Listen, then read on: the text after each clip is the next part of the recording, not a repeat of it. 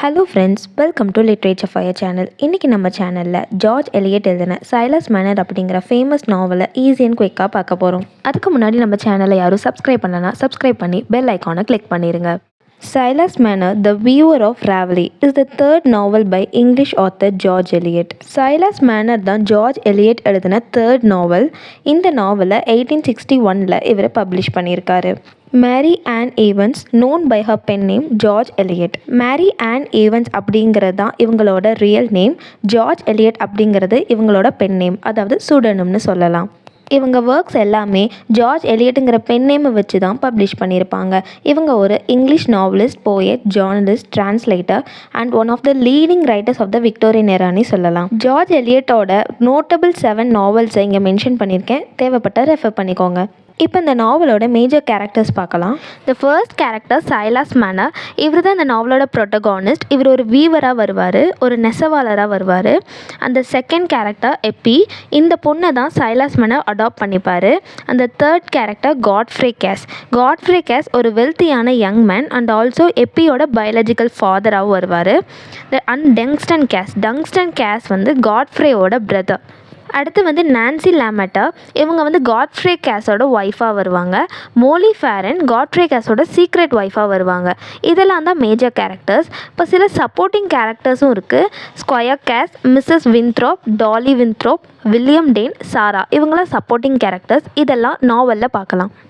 இந்த நாவலில் Silas manor ஒரு 3 டிஃபிகல்ட்டான சுச்சுவேஷன்ஸை ஃபேஸ் பண்ணுவார். அதில் ஃபர்ஸ்ட் சுச்சுவேஷன் நாவலோட பிகினிங்கில் வரும், செகண்ட் சுச்சுவேஷன் மிடில் வரும், அண்ட் தேர்ட் வந்து ஃபைனல் கிளைமேக்ஸில் வரும். இப்போ அந்த ஃபர்ஸ்ட் சுச்சுவேஷன் என்ன அப்படின்னு பார்க்கலாம். இப்போது சைலஸ் மேனர் அப்படிங்கிற ஒருத்தர் லாண்டன் யார்ட் அப்படிங்கிற ஊரில் வாழ்ந்துட்டு வருவார். இவர் சர்ச்சில் ஒரு நல்ல பொசிஷனில் இருப்பார். இவரும் வில்லியம் டேன் அப்படிங்கிறவரும் ரொம்ப ஃப்ரெண்ட்ஸாக இருப்பாங்க. அண்ட் ஆல்சோ சாரா அப்படிங்கிற ஒரு பொண்ணோட சைலஸ் மேனருக்கு ஆல்ரெடி என்கேஜ்மெண்ட் ஆயிருக்கும் இந்த நாவலில். இப்போ டெக்கான் அப்படிங்கிற ஒருத்தரை இவங்க பார்த்துக்கிறாங்க. ஆக்சுவலாக டெக்கானுக்கு உடம்பு சரியில்லாமல் போயிருக்கும். அப்போ வந்து சைலாஸ் மேனர் அண்ட் வில்லியம் டேன் சேர்ந்து தான் டெக்கானை பார்த்துக்குவாங்க. அப்போ வந்து டெக்கான் வந்து நிறைய மணி வச்சுருக்கிறத பார்த்த வில்லியம் டேன் என்ன பண்ணுவார் அப்படின்னா, அந்த மணியெல்லாம் திருடிட்டு அவரை கொன்னுட்டு அந்த டெக்கானை கொன்ன பழியை வந்து சைலாஸ் மேனர் மேலே போட்டுருவார். இந்த பழினால் இவர் தான் இந்த தப்பை பண்ணார், இவர் தான் டெக்கானை கொன்னார் அப்படின்னு தெரிஞ்சு ஊரே வந்து இவரை ஒதுக்கி வச்சுருவாங்க சைலாஸ் மேனரை. அண்ட் ஆல்சோ அவரோட ஃபெய்த் எல்லாமே லாஸ் ஆயிரும். அவர் மேலே வச்சிருக்க நம்பிக்கை, அவரோட வச்சிருக்க நல்ல பேர் எல்லாமே போய் ஊரை விட்டு ஒதுக்கி வச்சிருவாங்க. இதுதான் அந்த first difficult situation Silas Manor face பண்ணுறது. இப்போ சைலாஸ் மேனர் என்ன பண்ணுவார் அப்படின்னா, ராவலே அப்படிங்கிற ஊருக்கு டிரான்ஸ்ஃபர் ஆயிடுவார். ஊரை விட்டு ஒதுக்கி வச்சுட்டாங்க இல்லையா, அதனால ராவலேக்கு போயிடுவார். ஆக்சுவலி சைலாஸ் மேனர் ஒரு கிளாத் வீவரும் கூட, அதாவது நெசவாளரும் கூட.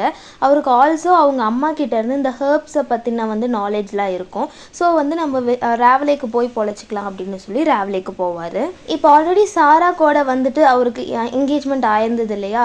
இப்போ வந்து சைலாஸ் இப்படி ஒரு காரியத்தை பண்ணிட்டாருன்னு தெரிஞ்ச சாரா என்ன பண்ணுறா அப்படின்னா, அந்த மேரேஜை வந்து கேன்சல் பண்ணுறா.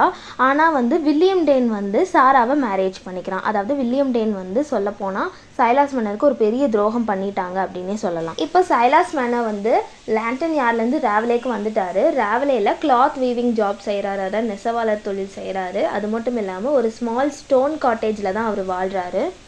இவர் வந்து ரொம்ப கஷ்டப்பட்டு உழைச்ச ஒரு சம்பாரித்த காசை என்ன பண்ணுவார் அப்படின்னா, ஒரு பாட்டில் போட்டு அந்த மணியை வந்து சேவ் பண்ணி அவர் வந்து அந்த ஸ்டோன் காட்டேஜ்குள்ளே ஒரு இடத்த தோண்டி அதில் வந்து அந்த பாட்டை ஒழித்து புதைச்சி வச்சுருப்பார். நைட் டின்னர் சாப்பிட்றதுக்கு முன்னாடி அந்த காசை எடுத்து பார்த்துட்டு படுக்கிறது அவருக்கு ஒரு சாட்டிஸ்ஃபேக்ஷனாக இருக்கும். இதுதான் ஒரு டெய்லி ரொட்டீனாக சைலாஸ் மேனருக்கு போயிட்டு இருந்துச்சு. அதே சமயம் இந்த ராவலேங்கிற ஊரில் ஸ்கொயர் கேஸ் அப்படிங்கிற ஒரு வெல்த்தி மேன் இருக்காங்க.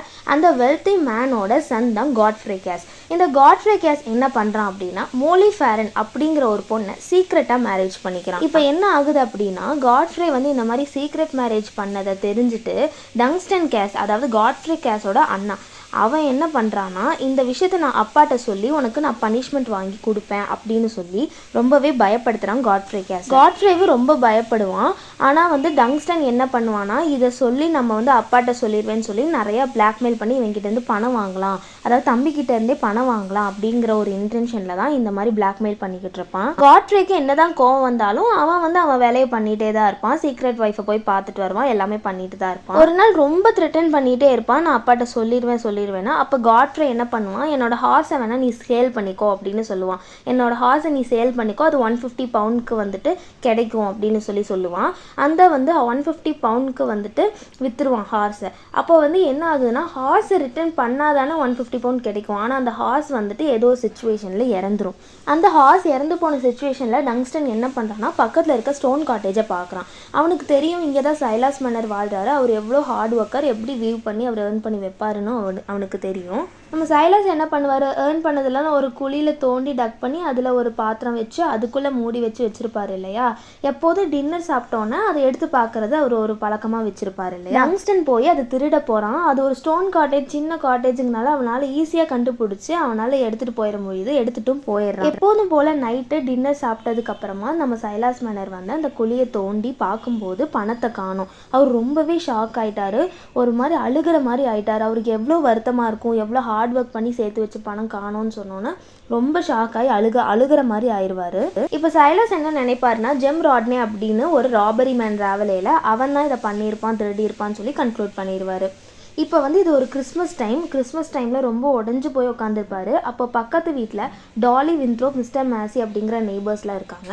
அவங்க வந்து கேக் கொடுத்து கடவுள் பார்த்துப்பாரு நீங்கள் அப்படின்னு சொல்லி, நீங்கள் மனசு கவலைப்படாதீங்க அப்படின்னு சொல்லி இவரை கன்வின்ஸ் பண்ண ட்ரை பண்ணுவாங்க. ஒரு நாள் சைலாஸ் வந்து வெளியே போகும்போது ஒரு 2 வயசு குழந்தை ஒரு வீட்டில் அழுதுட்டு இருக்கிறத பார்க்குறாரு. ரொம்பவே ஷாக் ஆகுறாரு. அது பக்கத்துலேயே ஒரு பொண்ணு இறந்து கிடப்பா. அது வேற யாரும் இல்லை, காட்ஃப்ரே கேஸ் மேரேஜ் பண்ணாலையா மோலி ஃபேரன், அவள் தான். ஆக்சுவலாக மோலி ஃபேரன் எப்படின்னா ஒரு லேடனம் அடிக்ட்டு.